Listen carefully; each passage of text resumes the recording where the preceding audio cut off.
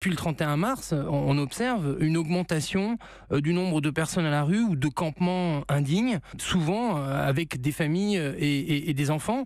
On voit aussi des restrictions budgétaires très dures sur le financement de l'hébergement, des réductions de financement pour les nuits d'hôtel dans plusieurs grandes villes, avec là encore des remises à la rue des personnes à un moment où on sait que l'été, la situation des personnes à la rue est extrêmement sensible et dangereuse.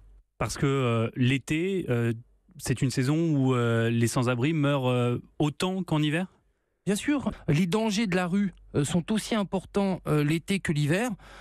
On voit bien les personnes exposées aux très fortes chaleurs, aux problèmes de déshydratation, aux problèmes de maladies cardiovasculaires, maladies de peau, etc.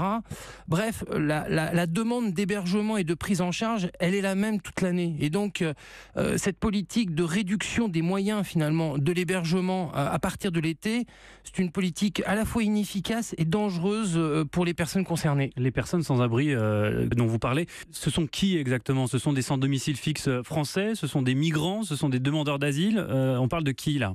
Vous avez des profils assez différents. Vous avez à la fois des hommes seuls, isolés, avec des problématiques de désocialisation et aussi des problématiques de santé, d'addiction. Ça, je dirais que c'est le profil du sans domicile fixe classique, mais auquel s'est ajoutée une nouvelle population, notamment en famille.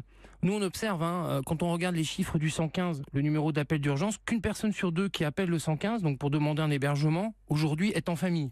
Et ça, c'est une donnée nouvelle.